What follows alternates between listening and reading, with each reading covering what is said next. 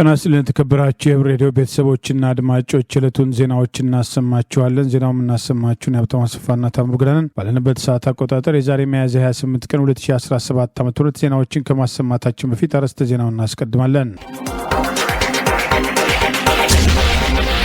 ፋኖ ያከሸፈው የመሬት ወረራ፣ የአገዛዙ ባለስልጣናትና ህገወጥ ማዕድን፣ የፋኖ አንድነትና የአገዛዙ ሰፈር ውዥንብር፣ የጠናከረው የጤና ባለሙያዎች ተቃውሞ፣ የምዕራብ ፖለቲካ እስረኞች፣ አዲሱ ክስ፣ የትራምፕ ስጦታና የፖርት ሱዳን ጥቃት የሚሉና ሌሎችም ወቅታዊ ዜናዎች ያሉን ዝርዝሩን እንሆ።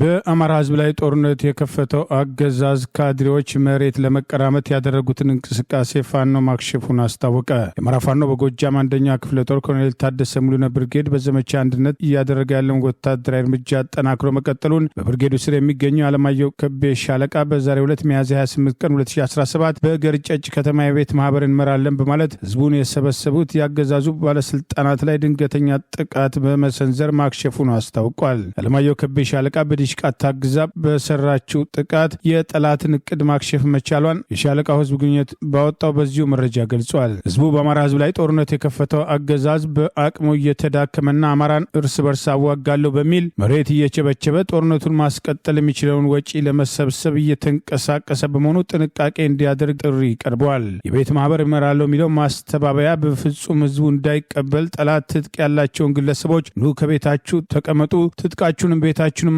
ካባችሁን በማለት ካስገባችሁ በኋላ አሁን እያደረጉት ያለውን በመረዳት ትጥቃችሁና ራሳችሁን ከአማራ ጠሉ እንድትታደጉ ስንል በጥብቅና አሳስባለን በማለት ሻለቃው አስታውቃለች። አገዛዙ አማራን ትጥቅ ብቻ ሳይሆን ቀበቶ አስፈታለሁ ብሎ በእብሪት የከፈተውን ጦርነቱ ዋና ዓላማ አለመርሳት እንደሚገባና ዛሬም ትጥቅ ለማስፈታት የተለያዩ ስልቶችን ቀይሶ እየተንቀሳቀሰ መሆኑ ተገልጿል። የአፈር ማዳበሪያ በግድ እንድትቀበሉ በሚል በተጋነነ ዋጋ የአፈር ማዳበሪያ ለመሸጥ የሚደረገውን እንቅስቃሴ እንደቀረው ህዝብ ሁሉ ተቀባይነት እንደሌለው የአካባቢው ማህበረሰብ እንዲረዳ የአማራ ፋኖ በጎጃም አንደኛ ክፍለ ጦር ኮሎኔል ታደሰ ሙሉነ ብርጌድ በተቆጣጠራቸው አካባቢዎች ለህዝቡ ማሳወቁን የሻለቃው ህዝብ ግንኙነት ክፍል ባወጣው በዚሁ መረጃ ጠቅሷል። በእንዲህ እንዳለ አገዛዙ በአማራ ህዝብ ላይ የከፈተውን ጦርነት ተከትሎ ሰላማዊ ሰዎችን ከመጨፍጨፍ ጎን ለጎን ያወደማቸውን መሰረተ ልማቶች፣ ዛሬም ወደ ጦር ካምፕነት የቀየራቸውን ትምህርት ቤቶች፣ የዘረፈና ያወደማቸውን ጤና ጣቢያዎችና የተለያዩ ተቋማትን በቪዲዮ በመቅረጽ ቀደም ሲል ከህወሓት ጋር በነበረው ጦርነት አማራ ክልል ላይ የደረሰው ውድመትና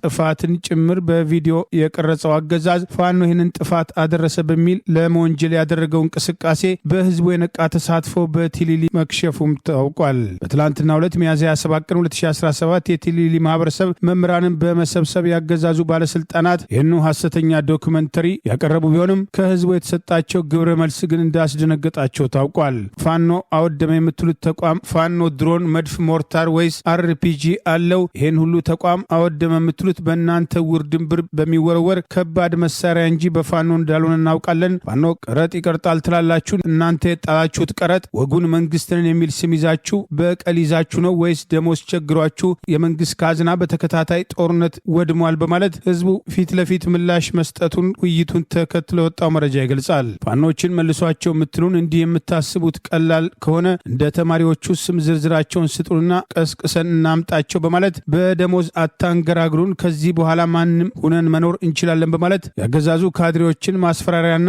ዛቻ ወደ ጎን በማድረግ ህዝቡ በህልውናው ላይ መጣውን አደጋ በአግባቡ መረዳቱንና በግልጽ በመንገር ተቃውሞውን መናገሩ ታውቋል። ጽንፈኛ አብይና ብልጽግና እንጂ ፋኖች ተገፍተው የወጡ የህዝብ ልጆች ናቸው፣ ፋኖ ብላችሁ ጥሩ፣ ጽንፈኛ አትበሉ በማለት ያገዛዙ ስልጣን አስጠባቂ ጦር በህዝብ ላይ የሚፈጽመውን ግፍ፣ ዝርፊያ፣ የጠራራ ፀሐይ ርሸና ጭምር በመግለጽ ይህንን ለመሆኑ ማን ነው የሚፈጽመው የሚሉ ጥያቄዎችን በማንሳት ህዝቡ ማፋጠጡ ታውቋል። የአብይ አገዛዝ ከግንቦት 23 ቀን ድረስ የተለያዩ የማህበረሰብ ክፍሎችን በመሰብሰብ ይህንኑ ሐሰተኛ ዶክመንተሪ በማሳየት የፖለቲካ ትርፍ አገኛለሁ በሚል ካለፈው ሳምንት ጀምሮ እንቅስቃሴ ማድረጉን ጠቅሰን መዘገባችን አይዘነጋም።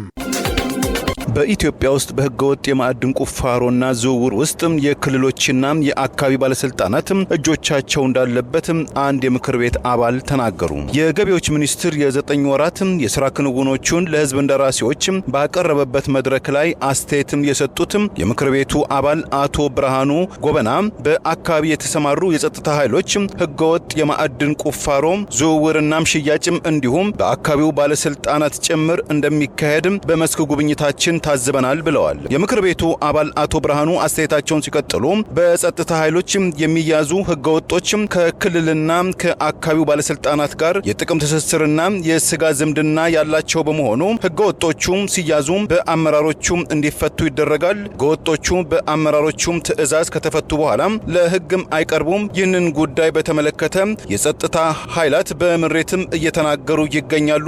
ችግሩን ለመቅረፍ ምን እየተሰራ ይገኛልም ሲሉ ጥያቄ አቅርበዋል። የሚኒስቴር መስሪያ ቤቱን የ9 ወራት ክንውን ያቀረቡት ሚኒስትሯ ወይዘሮ አይናለም ንጉሴ አዎ መጠነ ሰፊ ማዕድን በህገወጥ መንገድ ይመረታል፣ በህገወጥ መንገድም ገበያ ላይ ይውላል። በዚህ ህገወጥ ስራ ላይ የተሰማሩ ባለስልጣናት ከዚህ ድርጊታቸው ተቆጥበው ለህዝብ አገልግሎት የሚውልበት ተግባር ላይ መሰማራትም አለባቸው በማለት አሳስበዋል። የአይሪሽ ታይምስ ጋዜጣም ዘጋቢ በቅርቡ በምዕራብ ኢትዮጵያ ቤንሻንጉል ጉሙዝ ክልል ባደረገው ቅኝት በህገወጥ የወርቅን ማዕድን ቁፋሮ ውስጥ የጎረቤት ሱዳን ስደተኞች ሳይቀሩ መሰማራታቸውን ከቤንሻንጉል ጉሙዝ ከትግራይ ክልል በህገወጥ መንገድ የተመረተው የኢትዮጵያ ወርቅ በጎረቤት ሱዳን በኩል እስከ መካከለኛው ምስራቅ የተባበሩት አረብ ኤሚሬት፣ ህንድና ምዕራብ አውሮፓዊቷም ስዊዘርላንድ ድረስ እንደሚሸጋገር ኢትዮጵያን ጨምሮ ከሰሃራ በረሃ በታች ያሉ አገራት ባለፉት 10 ዓመታት የተዘረፈው ወርቅና የከበሩ ማዕድናት ወደ 101 ቢሊዮን ዩሮ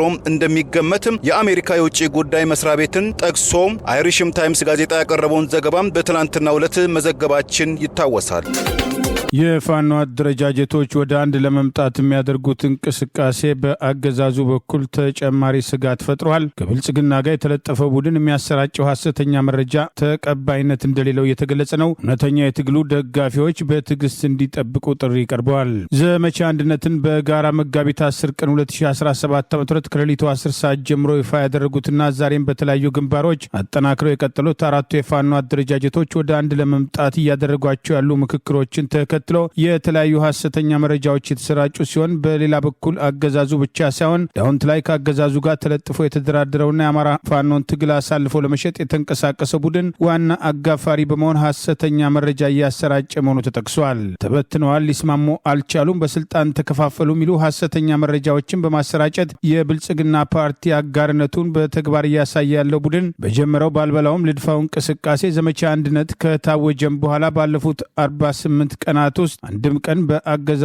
ላይ ጥይት ያልተኮሰው አፋድ በሚል በእስክንድር የተመራው ቡድን ደጋፊዎችን ጨምሮ የገዢው ብልጽግና ፓርቲ ሰዎች የፋኖ አንድነትን መምጣት በስጋት እያዩ መሆኑ በተግባር እየታየ መሆኑ ተገልጿል። የአማራ ፋኖ አንድነት በጎንደር የህዝብ ግንኙነት ኃላፊ ፋኖ ዮሐንስ ንጉሱ ሙጬ አታስቡ፣ በእርግጠኝነት የአማራ አንድነት ይመሰረታል፣ ባለመግባባት ተበትኗል የሚሉትም ሆነ አልቋል ብለው የሚያውጁ ሁሉም ትክክል አይደሉም። ጉዳዩ ተጠናቆ ይፋ እስከሚሆን ድረስ በትዕግስት ጠብቁ፣ መልካም ብስራት ጊዜውን ጠብቆ ይበሰራል እንስከን በማለት የበኩሉን ጥሪ አድርገዋል። የህግ ባለሙያው ምስጋናው በለጠ በበኩሉ በቅርቡ በህዝብ ላይ የተፈጸመውን የድሮን ጭፍጨፋ ጭምር በማጣቀስ ከመንግስት ጋር የተለጠፈው ቡድን አደገኝነትና እየሄደበት ያለው ድርጊት አሳዛኝ መሆኑን ጠቅሷል። ባለፈው አገዛዙ ገደብ ከምትባል ቀበሌ ላይ 120 ንጹሐን ወገኖቻችንን በድሮን የጨፈጨፈው በዚያ ቀበሌ የፋኖ አመራሮች ድርጅት ሊመሰርቱ ተሰብስበዋል የሚል መረጃ ከተሰራጨ በኋላ ነበር። ያንን መረጃ በማህበራዊ ሚዲያ ሲያናፍሱት የነበሩት ደግሞ ያገዛዙ አክቲቪስቶች አልነበሩም። ተሰብስበዋል ከተባሉት አደረጃጀቶች ጋር ልዩነት አለኝ የሚለው ስብስብ ውሸት ከማራገብ አልፎ ንጹሐን አልተገደሉም የሚል ትርክት ሊተርክ ሞክሯል። ዛሬም በተመሳሳይ መሪዎቹ በዚያ ገቡ በዚያ ወረዱ የሚለው በዚህ ስብስብ መሆኑን ልብ ይለዋል። ሌላ 120 ንጹሐን ሊያስገብሩን ይሆን? በእውነቱ በጣም አዝናለሁ በማለት የዚህም ቡድን ድርጊት ኮንነዋል። በሸዋና በጎንደር የተለያዩ ግንባሮች ከብልጽግና ፓርቲ ጥይት እየተሰፈረለት ጭምር ወታደራዊ መረጃ እየተሰጠው በተለይም በሸዋ በእስክንድርና መከታው ማሞ የሚመራው ቡድን በአማራ ፋኖ በሸዋ የተለያዩ ክፍለ ጦሮች ላይ ከአብይ አገዛዝ ስልጣን አስጠባቂ ጦር አየር ኃይል ጋር በመተባበር አገዛዙ በአየር ተተኳሽ ጭምር የቀረበለት የነመከታው ቡድን በግንባር በተለያዩ አቅጣጫዎች ተኩስ በመክፈት ጥቃት መፈጸሙን ጠቅሰን መዘገባችን አይዘነጋም። ይህንን ተከትሎ ለአማራ ህዝብ ብለው የወጡ ወጣቶችን በማሳሳት መስዋዕት እንዲሆኑ ያደረገውና ቀደም ሲል በአማራ ፋኖ በሸዋ አደረጃጀት ውስጥ በስራ አስፈጻሚነት የነበረ ግለሰብ ጭምር ወንድሞቹን ከርቶ ከመከታው ጋር የተሰለፈው ግለሰብ ጭምር በመረጃ ሰጪነት በመሰማራት እያደረጉ ያለውን እንቅስቃሴ በሸዋ ያለው ህዝብ ተረድቶ ከአገዛዙ ጋር የተለጠፈው ኃይል ለህዝቡ ተጨማሪ አደጋ ሊፈጥር ይችላል የሚል ስጋቶችን መነሳት ጨምረዋል። በሌላ በኩል የአንድነትና የውህደት ዜና ባለፈው አይነት ግርግር የማህበራዊ ሚዲያ ተጽዕኖ መሰል ችግሮች አላስፈላጊ ጫና ለመፍጠርና ለመከፋፈል የሚደረጉ ሙከራዎች በእውነተኛ ስሜት ለትግሩ እንቆረቆራለን ከሚሉ የማይጠበቅ በመሆኑ በዚህ ድርጊት የተሳተፉ ተለጣፊዎችን ጉዳይ ችላ በማለት መሪዎቹ ራሳቸው መረጃውን ይፋ እስኪያደርጉ ድረስ መጠበቅ እንደሚገባ የተገለጸ ነው። በሌላ በኩል የአብይ አገዛዝ ባለስልጣናት በጉዳዩ ላይ እስከ መምከር መድረሳቸው የሚጠቅሱ መረጃዎች የወጡ ሲሆን ለቤተ መንግስቱ አድሮ ቤተክርስቲያንና አማራን በመውጋት ጭምር ሚና አለው የተባለው ዳንኤል ክብረት ጭምር ዛሬ በማህበራዊ ሚዲያው ፋኖን ለማጥላላት ከተደበቀበት ወጥቶ መጻፉ የፋኖ አንድነት በአገዛዙ ሰፈርም ስጋት እየፈጠረ መምጣቱ ማሳያ ተደርጎ ቀርበዋል። ይህ እንዲህ እንዳለ አራቱ የፋኖ አደረጃጀቶች ከዚህ ቀደም በጋራ በሰጡት መግለጫ ብቻ ሳይሆን በቅርቡ በቃል አቀባዮቻቸው በኩል በሰጡት ማብራሪያ ወልቃይትና ራያን ጨምሮ በአማራ ርስቶች ጉዳይ እንደማይደራደሩና ቀይ መስመራቸው እንደሆነ ያሳወቁ ቢሆንም የአገዛዙ ደጋፊዎችና ተለጣፊዎች እነዚህኑ ጉዳዮች አጀንዳ በማድረግ አገዛዙ በአርቲፊሻል ኢንቴሊጀንስ የሚያቀነባበራቸውን ድምጾች ለመጠቀምና ክፍፍል ለመፍጠር እቅድ አውጥተው እየተንቀሳቀሰ መሆኑን የሚጠቅሱ መረጃዎችን መውጣት ጀምረዋል።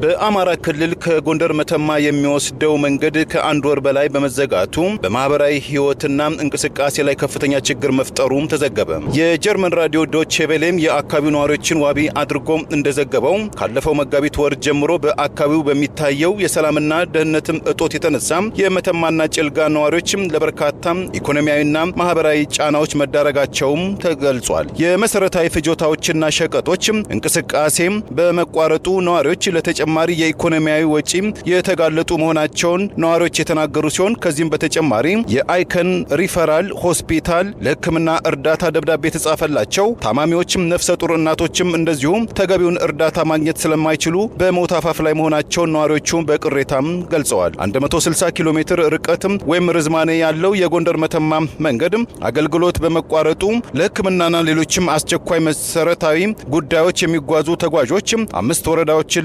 በማቆራረጥና ለተጨማሪ 1500 ብር ወጪ መዳረጋቸውን በዘገባው ላይ ተመልክቷል። የምዕራብ ጎንደር ዞን አስተዳዳሪ አቶ አወቀ በበኩላቸው መንገዱ ላይ ይካሄዳል ያሉትን ህገወጥ የሰዎች እገታም እንደተጠናቀቀ መንገዱ ለመንገደኞችም በቅርቡም ክፍት ይሆናል የሚል እምነት እንዳላቸው ተናግረዋል። በኢትዮጵያ ውስጥ በተለይ በኦሮሚያ በአማራና በትግራይ ክልሎች ከቅርብ ዓመታት ወዲህ በተከሰተው የጸጥታና የደህንነትም እጦት ሳቢያ የዜጎች በሰላም ወጥቶ በሰላም መግባት ዋስትና ብርቱ ፈተና ውስጥ መውደቁን በተለያዩ ጊዜያት መረጃዎችን አጣቅሰን መዘገባችን ይታወሳል። የጤና ባለሙያዎች የተቃውሞ እንቅስቃሴ ከማህበራዊ ሚዲያ ወደ መሬት ወርዷል። ዛሬ አደባባይ ወጥተው በተለያዩ ሀገሪቱ አካባቢዎች አዲስ አበባን ጨምሮ ድምፃቸውን አሰምተዋል። ለስራ ማቆም አድማ 7 ቀን ብቻ እንደቀራቸው አስታወቁ።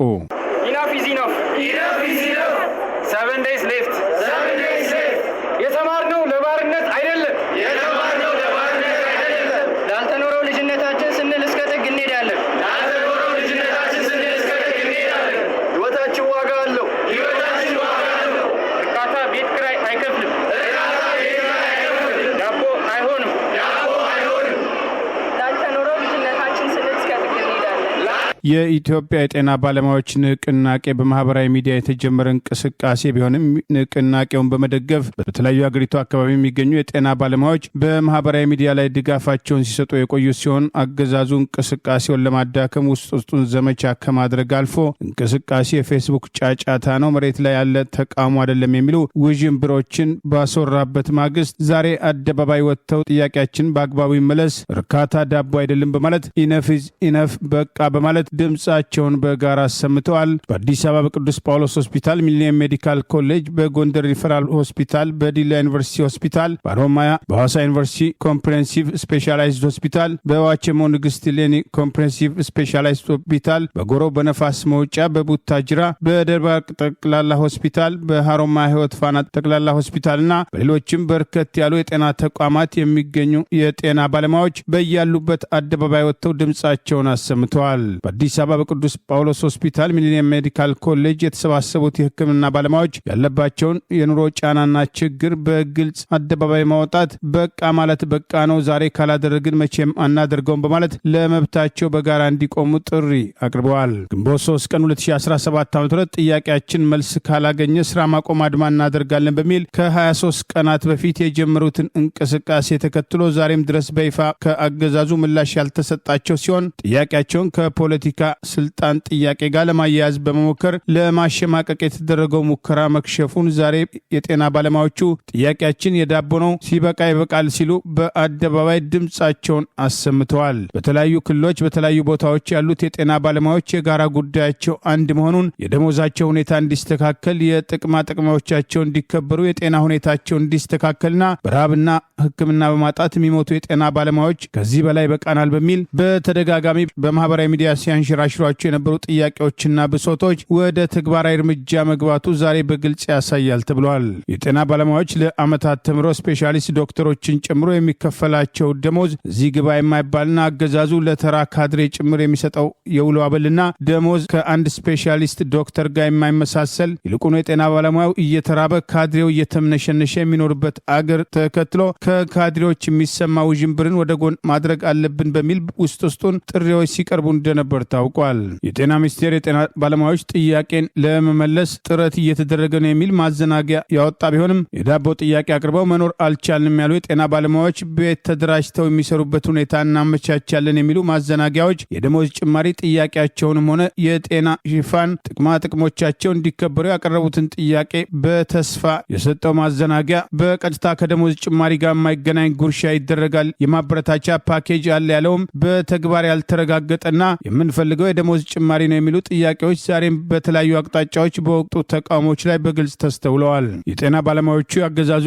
ጤና ሚኒስቴር ጥያቄያቸውን ከመቀበል ይልቅ ለማዘናጋት የሄደበት እንቅስቃሴ ተቀባይነት እንደሌለውና በተግባር አንድ ላይ ቆመው ድምጻቸውን በማሰማት መብታቸውን የማያስከብሩ ከሆነ መቼም መብታቸውን ሊያስከብሩ እንደማይችሉ ዛሬም በነበሩ ተቃውሞች ላይ በግልጽ አቋማቸውን አንጸባርቀዋል። ከ7 ዓመት በፊት የጤና ባለሙያዎች በተመሳሳይ ተቃውሞ እንቅስቃሴ ጀምረው ከአብይ አህመድ ጋር ለውይይት ከተቀመጡ በኋላ ራሳቸውን ተመልሶ ተወቃሽ በማድረግ ዋና ዋና የጥያቄ አራማጆች የተባሉትን በማሸማቀቅና በማፈን ጥያቄውን ማዳፈኑ አይዘነጋም። ከጤና ባለሙያዎች በተጨማሪ መምህራን፣ የመንግስትና የግል ሰራተኞች እንደ ልብ ከቦታ ቦታ ተንቀሳቅሰን መስራት አልቻልም፣ ህይወታችን አደጋ ላይ ነው ያሉ የከባድ መኪና አሽከርካሪዎችን ጨምሮ የኑሮ ውድነቱና የሀገሪቱ ኢኮኖሚያዊ ቀውስ ያስመረረ ሁሉ ጥያቄያቸውን ደግፈው አብሯቸው ሊቆም እንደሚገባ ዛሬ ብዙዎች በማህበራዊ ሚዲያ ለእንቅስቃሴያቸው ድጋፍ በመስጠት አስተያየት ሲሰጡ ተስተውለዋል።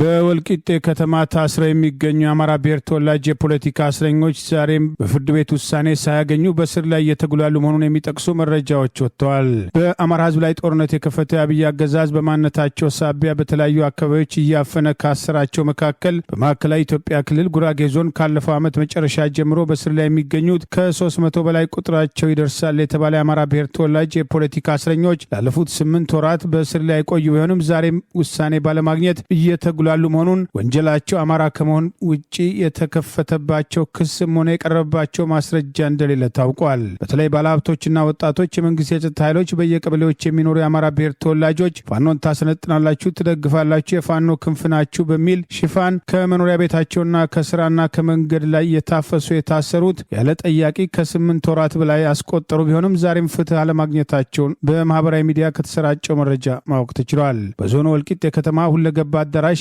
በአበሽጌ ወረዳ ፖሊስ ጣቢያ በየቀበሌው ውስጥ ባለፈው ክረምት ወር ጀምሮ የታሰሩ የአማራ ብሔር ተወላጆች ቁጥራቸው ከ300 በላይ እንደሚደርስና ገንዘብ የመክፈል አቅሙ ያላቸው ከነዚህ መካከል ለመርማሪዎች፣ ለፖሊሶች 50 ሺና ከዚያ በላይ ጉቦ መክፈል የቻሉ አልፎ አልፎ የወጡትን ያህል ብዙዎቹ ዛሬም በስር ላይ የሚገኙ መሆናቸው ታውቋል። ቀደም ሲል ከታሰሩት የአማራ ብሔር ተወላጅ የፖለቲካ እስረኞች በተጨማሪ ዛሬም በአማራ ማንነት ላይ ያነጣጠረ የእስር ዘመቻ ሰሞኑን ተጠናክሮ መቀጠሉና የአካባቢው የጸጥታ ኃላፊዎችም ተጨማሪ ገቢ የማግኛ ምክንያት ማድረጋቸውን፣ አማራን ማሳደድና ማሰር በጉራጌ ዞንና በተለያዩ ክልሎችም ተልዕኮ የተሰጣቸው ካድሬዎችና ባለስልጣናት ተመሳሳይ ድርጊት እየፈጸሙ መሆኑ ታውቋል። በአካባቢው በእርሻ ስራ ላይ የሚተዳደሩ የአማራ ብሔር ተወላጆች በቆሎ ከዘራቸው የሽፍታ መደበቂያ ይሆናል በሚል ዘር እንዳይሰሩ ክልከላ የተደረገባቸው ለምን ብለው የተቃወሙ ጭምር እየታሰሩ መሆኑን ከአካባቢው የወጣው መረጃ ይገልጻል። በአማራ ማንነታቸው ሳቢያ ተለይተው ከታሰሩት መካከል በእስር ቤት በሚደርስባቸው ጥቃት ህይወታቸው ያለፈ፣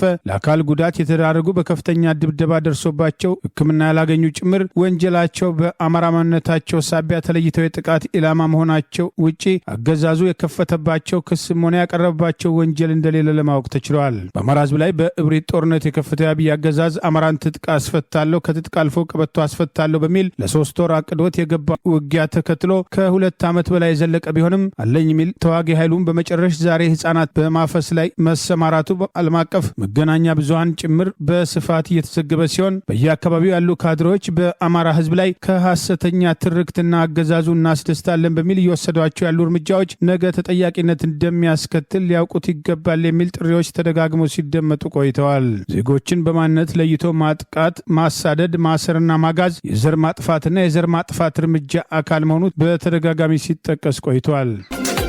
40 ከመቶ የትግራይ ክልል መሬት በአሁኑ ወቅት በውጪ ኃይሎችም ተይዟል ሲሉ የጊዜያዊ አስተዳደሩ ፕሬዝዳንት ሌተና ጀነራል ታደሰ ወረደ ለጀርመን መንግስት ዲፕሎማትም አስረዱ። መቀሌ ከተማ ውስጥ ዛሬ በኢትዮጵያ የጀርመን አምባሳደርና በአፍሪካ አንድነትም ቋሚ ታዛቢ አምባሳደር ጄንስ ሃንስፊልድን ያነጋገሩት ሌተና ጀነራል ታደሰ 40 ከመቶ የትግራይ ክልል ግዛትም ወራሪዎች ባሏቸው በውጪ ኃይሎች በመያዙ የጊዜያዊ አስተዳደሩ ዋነኛ ግዴታው የትግራይ ክልል በህገ መንግስቱ የተረጋገጠለትን ያሉትን ድንበሮቹን ማስከበርና የአገር ውስጥ ተፈናቃዮችን ወደ ቀያቸው መመለስ ይሆናል በማለትም ሌተና ጀነራል ታደሰ ለምዕራባዊው ዲፕሎማትም ተናግረዋል። በቀድሞው የክልሉ ጊዜያዊ አስተዳደር ፕሬዝዳንት አቶ ጌታቸው ረዳ አስተዳደር የተሞከሩትም ጥረቶችም ውጤታማ እንዳልነበሩ ያወሱት ሌተና ጀነራል ታደሰ መጪው የክረምት ወራትም ከመግባቱ በፊት በችግር የሚማቀቁ ዜጎችን ከፌዴራል መንግስቱ ጋር በመተባበር ወደ ቀያቸው እንዲመለሱ እናደርጋለን ብለዋል። የጠቅላይ ሚኒስትር አብይ አህመድ የምስራቅ አፍሪካ ልዩ መልእክተኛ በመሆን በቅርቡ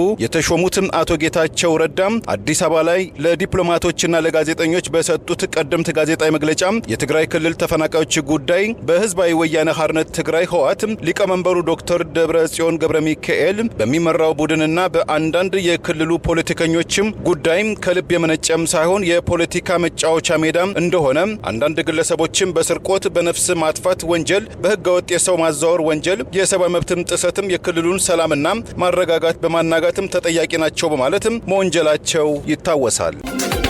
የኢቢኤስ ቴሌቪዥንና 3 የጣቢያው ሰራተኞችን ጨምሮ ከውጭ ሀገር ጋዜጠኛ መዓዛ መሐመድና ጋዜጠኛ ተስፋዬ ወልደ ስላሴ የተካተቱበት የሽብር ክስ በአገዛዙ ተከፈተ።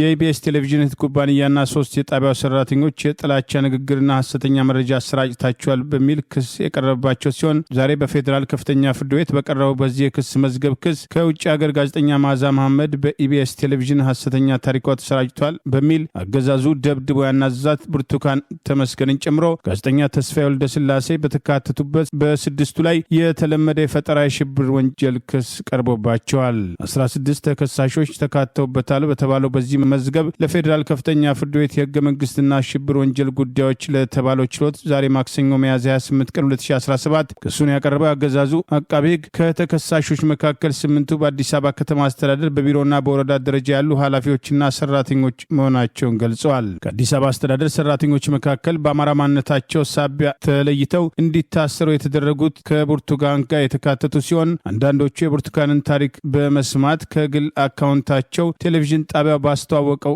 አካውንት ገንዘብ ያስገቡላትና ከዚያ ፊት ብርቱካንን አይተዋት እንደማያውቁ ጭምር ታውቋል። ኢትዮጵያን ኢንሳይደር አቃቤ ህግ ለፍርድ ቤቱ ያቀረበውን 3 አይነት ክሶችን መጥቀሱን ዋቢ በማድረግ ባወጣው በዚሁ ዘገባ የመጀመሪያው ክስ የሽብር ወንጀል ለመከላከልና ለመቆጣጠር በ2011 የወጣውን አዋጅ በመተላለፍ ቀረበ ያለ ሲሆን አቃቤ ህግ በክሱ የጠቀሱ በተጠቀሰው የአዋጁ ድንጋጌ የሽብር ድርጊት በመፈጸም የሰው ሕይወትን ለአደጋ ማጋለጥ የሚል እንደሚገኝበት ተጠቅሷል። ከደምቢዶሎ ዩኒቨርሲቲ ከ7 ዓመት በፊት ህዳር 2000 ከደምቢዶሎ ዩኒቨርሲቲ ከ5 ዓመት በፊት ህዳር 2012 ዓ.ም 17 የአማራ ብሔር ተወላጅ የዩኒቨርሲቲ ተማሪዎች ታፍነው ተወስደው የደረሱበት ዛሬም ያልታወቀ ቢሆንም አገዛዙ ለምን ተነካው በሚል ብርቱካን ታሪክ መቅረቡን ተከትሎ የወሰዳቸው የሽብር ድርጊቶች ሳይበቁ ዛሬም በሽብር ክስ መመስረቱ ብዙዎች አስገርመዋል። ማንኛውም ሰው የፖለቲካ ሃይማኖት ወይም ርዕዮተ ዓለምን ለማራመድ በማሰብ ህዝብን ወይም የተወሰነ የህብረተሰብ ክፍል ለማሸበር ወይም መንግስትን፣ የውጭ ሀገር መንግስት ወይም ዓለም አቀፍ ድርጅትን ለማስገደድ የሽብር ድርጊት የሚፈጽም ከሆነ ከ10 ዓመት እስከ 18 ዓመት ጽኑ እስራት እንደሚቀጣ በአዋጁ ተደንግጓል በማለት አገዛዙ ለፈጠራ ክሱ የጠቀሰው ህግ ዋቢ በማድረግ ዘገባው አስታውሷል። በአዲስ አበባ ከተማ አስተዳደር በአዲስ አበባ ክፍለ ከተማ ወረዳ 14 የሲቪል ምዝገባና ነዋሪዎች ጽህፈት ቤት ኃላፊ የሆኑት አቶ ካሳሁን ኃይሌና በዚህ ወረዳ የስራ ስምሪት ባለሙያ የሆኑት አቶ ዋለልኝ አለማየሁ በመጀመሪያው ክስ የተካተቱ ሲሆን ሌሎቹ ተጠርጣሪዎች በአዲስ አበባ ክፍለ ከተማ ወረዳ 9 የጤና መድን ባለሙያ የሆኑት አቶ አዲስ አጥናፉ እንዲሁም በተመሳሳይ ድንጋጌ መከሰሳቸው ተጠቅሷል። ለክሱ መቅረብ ምክንያት የሆነው በኢቢኤስ አዲስ ምዕራፍ በተሰኘው ኢቢኤስ ፕሮግራም ላይ ሐሰተኛ ታሪኳ ተሰራጭቷል በማለት አገዛዙ ደብድቦ ያናዛት ብርቱካን ተመስገን እንደ አምስቱ ተከሳሾች ሁሉ የሽብር ወንጀል ክስ የቀረበባት ሲሆን ብርቱካን ያገዛዙ አቃቢ ህግ ለፍርድ ቤት ባቀረበው መዝገብ በሶስተኛነት ባሰፈረው ክስ ላይ መካተቷንም ዘገባው አስታውሷል።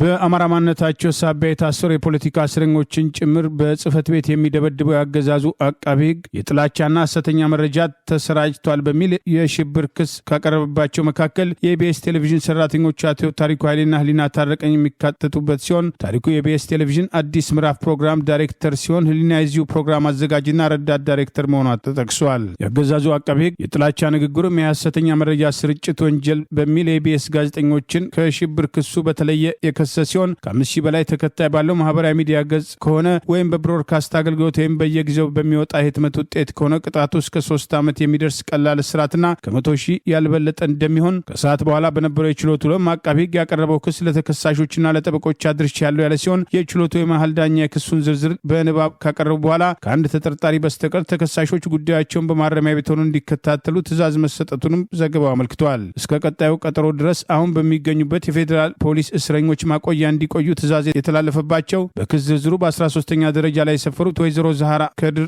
መሆናቸውን ጠቅሷል። ጨቅላ ህጻን ልጃቸውን ታቅፈው ችሎት ፊት የቀረቡት ዛህራ በአዲስ አበባ ከተማ አስተዳደር በአዲስ ከተማ ክፍለ ከተማ ወረዳ 14 የሴቶችና ህጻናት ማህበራዊ ጉዳይ ጽህፈት ቤት ኃላፊ ሲሆኑ የአራት ህጻናት ልጆች እናት መሆናቸውን የጠቀሱት ዛህራ የዋስትና መብታቸው እንዲከበርላቸው ፍርድ ቤቱን መጠየቃቸው ተገልጸዋል። ፍርድ ቤቱ የተከሳሾችን የመብት ጥያቄ አላስተናግድም በሚል በመሃል ዳኛው በኩል መናገሩን የጠቀሰው ዘገባ የተከሳሾችን የዋስትና ጥያቄ ማድመጥ ለመጪው ሳምንት ማክሰኞ ግንቦት 5 ቀን 2017 ተለዋጭ ቀጠሮ መስጠቱ ተገልጿል። ፍርድ ቤቱ በመጪው ቀጠሮ በአካል ያልቀረቡ ተከሳሾች ላይ ትዕዛዝ እንደሚሰጥም እኚሁ የመሃል ዳኛ መናገራቸውን ዘገባው አመልክቷል። የቀድሞ ሰላም ሚኒስትር ዴኤታ ገዢው ብልጽግና ፓርቲ እንዲታገድ ህገወጥ ነው ሲሉ ለምርጫ ቦርድ ደብዳቤ አስገብተዋል። አቶ ታዬ ደንዳን ደብዳቤ ተከትሎ የተለያዩ ጥያቄዎች መነሳት ጀምረዋል። የገዢው ብልጽግና ፓርቲ በቅርቡ አደረግኩት ያለው ሁለተኛ ድርጅታዊ ጉባኤን አስታኮ ህግና ስርዓት አልተከተለም በሚል የራሱ የፓርቲውን ደንብና መመሪያ በመጥቀስ የኦሮሞ ብልጽግና ፓርቲ ከፍተኛ አመራርና የሰላም ሚኒስትር ዴኤታ የነበሩት አቶ ታዬ ደንዳ ለምርጫ ቦርድ ባስገቡት ደብዳቤ የገዢው ብልጽግና ፓርቲ እውቅና እንዲሰረዝ ጠይቀዋል። አብይ አህመድ ራሱ አስመራጭና ተመራጭ የሆነበት የገዢው ብልጽግና ፓርቲ የመጀመሪያ ድርጅታዊ ጉባኤን ተከትሎ የቀድሞ የምርጫ ቦርድ ዋና ጸሐፊ ብርቱካን ሚደቅሳ በህገ ወጥ መንገድ ይህንን ድርጊት በማጽደቅ ቦርዱ የገዢው ብልጽግና ፓርቲ ጫማ ስር የወደቀና ከቀደሙት የምርጫ ቦርድ አመራሮች ያልተለየ ተግባር የሚፈጽም የስርዓቱ ጉዳይ አስፈጻሚ መሆኑ በተደጋጋሚ ሲጠቀስ የቆየ ሲሆን ለዚሁ ቦርድ አቶ ታዬ ደንዳ ፓርቲው ህገ ወጥ መሆኑን የፓርቲውን ደንብና መተዳደሪያ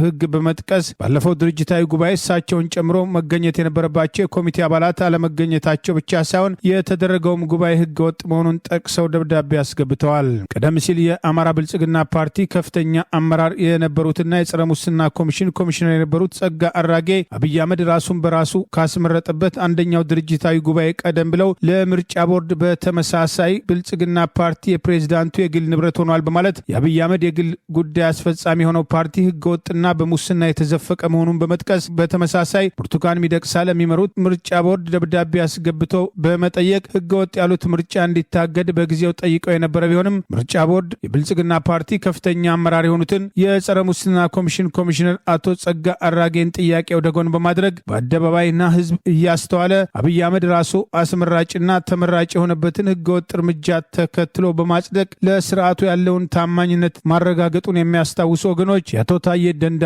ጥያቄ ለታሪክ ይቀመጥልኝ ካልሆነ በስተቀር ውጤት በቦርዱ በኩል ያገኛሉ የሚል ተስፋ እንደሌላቸው አንዳንዶች አስተያየት የሰጡ ነው። ምርጫ ቦርድ የፓርቲዎችን ህጋዊነት ለማረጋገጥ ያስቀመጣቸውን መስፈርቶች አላሟላም የተባለው የቀድሞ የአማራ ብሔራዊ ንቅናቄ በአሁኑ ወቅት የአብይ ብሔራዊ ንቅናቄ የተባለ የሚጠራው በጥቂት ግለሰቦች የሚመራው ቡድን የምርጫ ቦርድን መስፈርት ተከትሎ ጉባኤ ሳያደርግ ከ5 ዓመት በላይ ሆነውና ለአማራ ህዝብ ይፈርስ ይሻላል በሚል የምክር ቤት አባልና የቀድሞ የፓርቲው ሊቀመንበር ዶክተር ደሳለኝ ጫኔ በቅርቡ በማህበራዊ ሚዲያ ጥሪ ያቀረቡ ቢሆንም ምርጫ ቦርድ ሰምቶ እንዳልሰማ መሆኑ አይዘነጋም። የቀድሞ የሰላም ሚኒስትር ዴኤታ አቶ ታዬ ደንዳ አዲስ አበባ ውስጥ በአማራና በኦሮሚያ ክልል ያለውን ጦርነት አስታከው ጦርነት ይቁም የሚል እንቅስቃሴ ያደረጉ ግለሰቦች መታሰራቸውን ምክንያት በማድረግ ድርጅት ያሉት ብልጽግና ፓርቲ ጦረኛ መሆኑን ከኦነግ ሽኔ ጋር በታንዛኒያ በነበረው ድርድርም የሰላም ሂደቱ እንዲፈርስ ያደረገው የእሳቸው ፓርቲ ኦሮሞ ብልጽግና ፓርቲ መሆኑን ማጋለጣቸውን ተከትሎ አብይ አህመድ ከስልጣን ባነሳቸው ማግስት እንዲህ አይነት ጨካኝ ሰው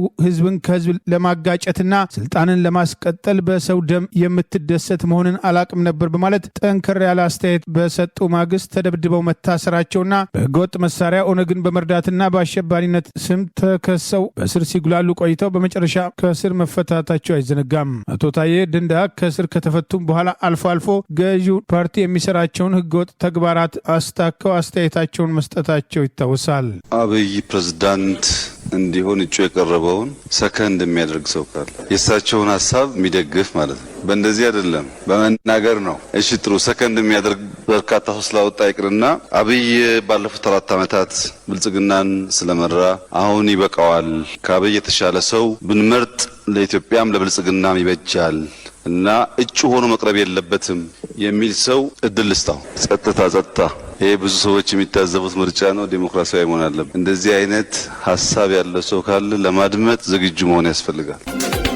የአሜሪካው ፕሬዝዳንት የዶናልድ ትራምፕ አስተዳደር ከአገራቸው የሚባረሩ ህገወጥ ስደተኞችን አሜሪካን ለቀው ለመውጣት ከተስማሙ $1000 እና የመጓጓዣ ወጪያቸውን እንደሚሸፍን አስታወቀ። የአሜሪካ የሀገር ውስጥ ደህንነት ባለስልጣን ክሪስቲ ኖም ይህንን የመንግስታቸውን ሀሳብ ይፋም በትላንትናው ዕለት እንዳደረጉት ከመታሰር ለመዳን በራስ ፈቃድ ከአሜሪካ ለመውጣት መወሰን አስተማማኝና ወጪን የሚቆጥብ መንገድ ነው ብለውታል።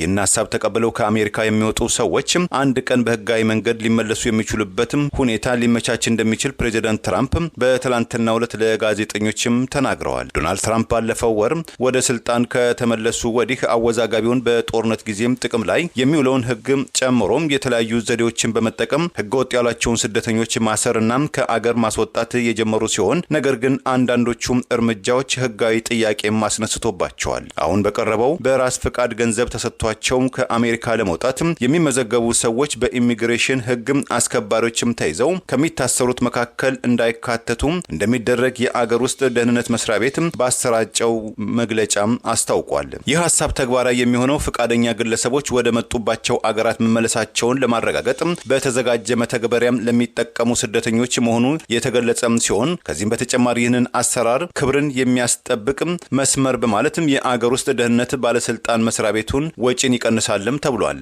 አንድን ስደተኛም ለመያዝ በእስር ለማቆየትና ከአሜሪካ ምድር ለማባረር በአሁኑ ወቅት የሚያስፈልገው ወጪ ከ17000 የአሜሪካን ዶላር በላይ መሆኑ የተነገረም ሲሆን በዚህ ሂደት ከአሜሪካ የሚወጣ ስደተኛ አንድ ቀን ህጋዊ ሆኖ ወደ አገሪቱ ማለትም ወደ አሜሪካ እንዲመለስ ሊደረግ መቻሉን ራሱም አንዱ የአሜሪካ ጥቅም ማስጠበቂያ መንገድ መሆኑን ፕሬዝዳንት ትራምፕ ተናግረዋል። ከሚመለሱትም ጋር አብረን እንሰራለን። ስለዚህ ምናልባት አንድ ቀን ብዙ መልፋትም ሳያስፈልጋቸው በአገራችን እንዲኖሩ የምንፈልጋቸው አይነት መልካም ሰዎችም ከሆኑ ተመልሰው ሊመጡ ይችላሉ ሲሉ ትራምፕ ለጋዜጠኞችም ተናግረዋል። ትራምፕ በትናንትናው ዕለት በነጩ ቤተመንግስታቸው ለጋዜጠኞች በሰጡት አስተያየት በራሳቸው ፍቃድ ከአሜሪካ የሚወጡ መልካም ሰዎችና አገራችንን የሚወዱ ከሆነ ምናልባትም ዳግም ወደ አሜሪካ በህጋዊ መንገድ የመመለስ እድል ሊኖራቸው ይችላል፣ ነገር ግን ጥሩዎችም ካልሆኑ እድል የላቸውም ሲሉም እንቅጩን ተናግረዋል። ይሁን እንጂ የኢሚግሬሽን ጉዳይ ባለሙያ የሆኑት አሮን ሜኔክ በበኩላቸው በበጎ ፈቃዳቸው ከአሜሪካ ምድር የሚወጡ የፍርድ ቤት ጉዳይ ያላቸው ሰዎች የአሜሪካ መሬትን ከለቀቁ በኋላ አቤት ለማለትም ስለሚቸገሩ ጥንቃቄ ሊያደርጉ ይገባል በማለት ምክረ ሐሳብም ሰጥተዋል። እናት ፓርቲ በአማራ ክልል ባለው ጦርነት ሳቢያ በየቀኑ ጭምር በድሮን ሰዎች እየተጨፈጨፉ የአብይ ጉዳይ አስፈጻሚ የተባለው ሀገራዊ ምክክር ኮሚሽን የለም እየሞትክም ተመካከር ማለቱን ተከትሎ አጀንዳ አለመስጠቱን አስታወቀ። እናት ፓርቲ የኢትዮጵያ ሀገራዊ ምክክር ኮሚሽን የሚባለውና የአብይ አህመድ ጉዳይ አስፈጻሚ መሆኑ በስፋት በተግባሩ እየተገለጸ የሚገኘው ኮሚሽን በአማራ ክልል አደረግኩት ባለው አጀንዳ የማሰባሰብ ሂደት እንዳልተሳተፈ፣ ምክንያቱም የኮሚሽኑ አካሄድ በተመለከተ የሰላ ትችት መሰንዘሩን ዛሬ በማህበራዊ ሚዲያው ላይ ገልጿል። በክልሉ አጀንዳ የማሰባሰብ ሂደት ያልተሳተፋችሁበት ምክንያት ምንድነው ተብሎ የተጠየቀው ፓርቲው ኮሚሽኑ ይምጡ በራችን ክፍት ነው ይላል፣ እናንተ ደግሞ የተሳተፋችሁ አይደለም በሚል ለቀረበላቸው ጥያቄ ፓርቲው በማህበራዊ ገጹ በሰጠው ምላሽ ግልጽ ነው፣ ክልሉ በተሟላ ጦርነት ውስጥ ነው ያለው፣ በየቀኑ ሰዎች በድሮን ጭምር ይጨፈጭፋሉ፣ በአጠቃላይ ከባድ ውድመት እየደረሰ ነው፣ በክልሉ ለሚሊዮን የሚጠጉ ተፈናቃዮች፣ በብዙ ቦታዎች ከፍተኛ ድርቅና ሰው ሰራሽ ረሃብ አለ፣ ለህዝቡ ጥቅም ሊሟገቱ የሚችሉ በርካታ ምሁራንና ፖለቲከኞች በስር ላይ ናቸው ወይም ተሰደዋል። በየሳምንቱ ዜጎች እየታገቱ በሚሊዮን የሚቆጠር ገንዘብ ይጠይቅባቸዋል። በክልሉ እንኳን የምክክር ሊያስደርግ የሚችል አውድ ገበያ ወጥቶ ቤት ለመግባት፣ ነብሰ ጡር ሐኪም ቤት ለመውሰድ፣ ህጻናት ትምህርት ቤት መሄድ፣ ከቦታ ቦታ መንቀሳቀስ ብርቅ ሆኗል በማለት ማህበረሰቡ የህልውና ችግር ገጥሞኛል፣ በቅድሚያ እሱም ፍቱልኝ እያለ ነው። ኮሚሽኑና መንግስት ደግሞ የለም እየሞትክም ተመካከር ይላሉ በማለት ፓርቲው አቋሙን ይፋ አድርጓል። በእነዚህ አበሳዎች ውስጥ ያለን ማህበረሰብ ነው ለፖለቲካ ትርፍ ሲባል ናና አዲስ የማህበራዊ ዊል ለሚፈራረምበት ምክክር አጀንዳ አዋጣት ተመካከር የሚባለው በማለት እናት ፓርቲ አብይ አገዛዝ ጉዳይ አስፈጻሚ የሆነውን ኮሚሽን ተችቷል። ኮሚሽኑ ከነጅግሩ መጀመሪያ የነበረበት አቋም ወደ መያዝ መመለስ አለበት ያለው ፓርቲው ኮሚሽኑ ለመንግስት የፕሮፓጋንዳ መሳሪያነት እየዋለ ነው፣ እንደዚያ መሆናቸውን ያወቁት ይሆን አይሆን እርግጠኛ አይደለንም ሲል ምላሽ ሰጥቷል። በአጠቃላይ ከምክክሩ በፊት ድርድር መቅደም፣ ተኩስ መቆም አለበት፣ ጦርነት ፖለቲካዊ መፍትሄ ያሸዋል ያለው ፓርቲው የኮሚሽኑ ሰዎች ያ እንዲሆን ባላቸው ተጽዕኖ በጎ አስተዋጽኦ ቢያንስ ራፉ ውለታም ጭምር ነው፣ ካልሆነ ግን ቢያንስ በሰው ቁስል እንጨት ከመስደድ ቢቆጠቡ እንመክራለን በማለት ፓርቲው አቋሙን ይፋ አድርጓል። ፓርቲው ቅድሚያ ጦርነት ይቁም በሚል አጀንዳ የማሰባሰብ ሂደቱ ላይ ተሳታፊ ለመሆን አስቀድሞ ጠይቆ እንደነበርና እንደማንሳተፍ የሚገልጸው ደብዳቤ ለኮሚሽኑ ከላክንና ለህዝብ ይፋ ካደረግን በኋላ በሚዲያዎች በኩል በተወሰነ ደረጃ መልስ የሚመስል ነገር ተሰጥቷል በማለት አብራርቷል። ከ3 ሳምንታት በፊት ከክልሉ ባለስልጣናት ጋር ባህር ዳር ተገኝተው በተወያዩበት ወቅት እኛ ያነሳናቸውን መንግስት በራሱ ተነሳሽነት ተኩስ አቁም እንዲያውጅ፣ እስረኞች እንዲፈታ የሚሉ ቅድመ ሁኔታዎች ነበሩ በማለት ፓርቲው ያስታወቀ ሲሆን ፓርቲው ከ3 ሳምንታት በፊት የኮሚሽኑ አመራር ነን ያሉ ከክልሉ ባለስልጣናት ጋር ባህር ዳር ጋር ተገኝተው በተወያዩበት ወቅት እኛ ያነሳናቸው መንግስት በራሱ ተነሳሽነት ተኩስ አቁም እንዲያውጅ፣ እስረኞች እንዲፈታ የሚሉ ጥያቄዎች አንስተው ነበር ሲል አስታውሷል። ኮሚሽኑ በአዲስ አበባ አጀንዳ ማሰባሰብ ሲጀምር ተሳትፋችሁ ነበር በሚል የጠየቀው እናት ፓርቲ አዎ ተሳትፈናል፣ በአጠቃላይ ፓርቲያችን እምነት በዋና ምክክል ላይ ቅድመ ሁኔታዎች ቢኖሩም በአንጻራዊነት ለመመካከር የምትሆን ክፍተት ከተገኘች ለዚህ አገር ከምክክር የተሻለ መፍትሄ ይኖራል ብለን አናምንም፣ ያንንም ከማንም በላይ ስናቀነቅን ቆይተናል በማለት የአስቸኳይ ጊዜ አዋጅ መነሳትን ጨምሮ ሌሎች ቅድመ ሁኔታዎች እንዳሉ ሆነው የምንም አስቻይ ሁኔታ አለ ብለን ስላመንን በአዲስ አበባ ተሳትፈናል ሲል ገልጿል። በአማራ ክልል በነበረው ሂደት ኮሚሽኑ የእኛ ቅድሚያ ጉዳይና ሆድ ቁርጠት የህዝብ ደህንነትና በሰላም ወጥቶ የመግባት ሁኔታ ነው፣ የመሳሪያ ድምፅ በቅድሚያ ጸጥ ይበል፣ የፖለቲካ እስረኞች ይፈቱ፣ በአንድም በሌላም ከምክክሩ ራሳቸውን ያገሉ ኃይሎች እንዲመለሱ ይደረግ፣ በተለይ አሁን ደግሞ የኮሚሽኑ ለመንግስት ያደላና ፖለቲካዊ ዝንባሌ ያለው አካሄድ ካልተስተካከለ አጀንዳ ማቀበሉንም አናደርገውም፣ ከዋና ምክክሩም ለመግባት ይቸግረናል በማለት ፓርቲው ከወዲሁ አቋሙን አስታውቋል። አብይ አህመድ በአገራዊ ምክክር ኮሚሽን ስም የሰበሰባቸው ግለሰቦች የሱ ጉዳይ አስፈጻሚና ኮሚሽኑም የሱን ተልዕኮ ለመፈጸም እየተንቀሳቀሰ ሲሆን አብይ ወደ ፕሬዝዳንታዊ ስርዓትነት ለመቀየር የሚያደርገውን እንቅስቃሴ ተከትሎ ኮሚሽኑ አጀንዳ አሰባሰብኩ በሚል የአብይና ጓደኞቹን ፍላጎት ለማሳካት እየተንቀሳቀሰ መሆኑ በተደጋጋሚ ሲጠቀስ ቆይቷል። በሱዳኑ ወታደራዊ ኃይል ሌተና ጀነራል አብዱል ፈታህ አልቡርሃን የሚመራው መንግስት መቀመጫ በሆነችው የወደብ ከተማ ፖርት ሱዳን ላይ ለሶስተኛ ተከታታይ ቀን የሰው አልባ አውሮፕላን ወይም የድሮን ጥቃት ተፈጸመ። በጥቃቱም የነዳጅ ማከማቻና የኤሌክትሪክ ኃይል ማማዎች መጋየታቸውም ተሰማ። በሱዳን የእርስ በርስም ጦርነት ከተቀሰቀሰ በኋላ የፈጥኖ ደራሽ ኃይሉ አይሎ አብዛኛውን ካርቱም ሲቆጣጠር በጀነራል አብዱል ፈታህ አልቡርሃን የሚመራው የአገሪቱም ጦር ኃይል መቀመጫውን ወደ ፖርት ሱዳን አዙሮ መቆየቱም ይታወሳል። ከሳምንታት በፊት የአገሪቱ ጦር በፈጥኖ ደራሽ ኃይሉ ላይ የበላይነት በማግኘት በርካታም የካርቱም ክፍሎችን መቆጣጠሩ ከቻለ በኋላ ተከታታይ የድሮን ጥቃት በፖርት ሱዳን ላይ እየተፈጸመም ይገኛል። ፖርት ሱዳን የወታደራዊ ኃይሉ መቀመጫም ከመሆኗን ባሻገር በጦርነቱ ሳቢያ በከባድ ሰብአዊ ቀውስ ውስጥ ለሚገኘው የሱዳን ህዝብ የሚደርስ እርዳታ የሚተላለፍበት የወደብ ከተማም ስትሆን ለሶስት ተከታታይ ቀናት በከተማዋ ላይ የተፈጸመውን ጥቃትን በተመለከተም የሱዳን ጦር ኃይል ተቀናቃኙ የፈጥኖ ደራሽም ጦር የከሰሰ ሲሆን ቡድኑ ግን እስካሁን ጥቃቱን ስለመፈጸሙ ኃላፊነትንም አልወሰደም። በፖርት ሱዳን የተፈጸመው የሰው አልባ አውሮፕላን ወይም የድሮን ጥቃት በተመለከተም ዋናው የመርከቦች መግቢያ ወደብ እና የአየር ማረፊያውን ጨምሮ በከተማዋም ካሉ ከበርካታ ቦታዎች ከፍተኛ ጥቁር ጢስም ሲወጣ መመልከታቸውን የዓይን እማኞች ለዓለም አቀፍ መገናኛ ብዙሃን ገልጸዋል። በከተማዋ በተደረገው በተከታታይ የሰው አልባ የድሮን ጥቃት ምክንያት ጉዞዎች መደናቀፋቸውን የተነገረም ሲሆን የድሮን ጥቃቱም ከወደብና ከአየር ማረፊያው በተጨማሪ የኃይል ማመንጫና የሆቴሎችንም ኢላማ ማድረጉም ተመልክቷል። ቀደም ሲል በድሮን የሚፈጸሙ ጥቃቶች በዋነኛነት ኢላማ የሚያደርጉት የነዳጅ ማከማቻዎችንና ወታደራዊ ጦር ሰፈሮችን ሲሆን አሁን ግን የተለያዩ ተቋማትን በሰው አልባ አውሮፕላን ወይም በድሮን ጥቃት እየተመቱ መሆናቸውም ተመልክቷል። ጥቃቱ መፈጸም እስከጀመረበት ከ3 ቀናት በፊት በፖርት ሱዳን ውስጥ በመቶ ሺዎች የሚቆጠሩ ተፈናቃይ ሱዳናውያን የነበሩ ሲሆን ከ2 ዓመት በላይ የዘለቀው እርስ በርስ ጦርነትና አሁን እየተባባሰ የመጣው ጥቃትም ህይወታቸውን ይበልጥም አጣብቂኝ ውስጥ እንደከተተውም ተናግረዋል። ከዚሁ የድሮን ጥቃት ጋር በተያያዘም የፖርት ሱዳን አውሮፕላን ጣቢያ በመጠቃቱም የተባበሩት መንግስታት የሰብአዊ እርዳታ ተቋም ለጊዜው የሚያደርገውን የሰብአዊ እርዳታ በረራ ማቋረጡን አስታውቋል። የሱዳን የነዳጅ ሚኒስትርም በበኩሉ የነዳጅ ማከማቻም ዲፖዎች በመጎዳታቸው ወደ ግማሽ ቢሊዮን የአሜሪካን ዶላር የሚደርስ ጉዳት እንደደረሰም ገልጿል። ለዛሬ ያሉን ዜናዎች እነዚህ ናቸው። ዜናውን ስታደምጡ ለቆያችሁ የህብር ሬዲዮ ቤተሰቦችና አድማጮች ምስጋናችን ይድረሳችሁ።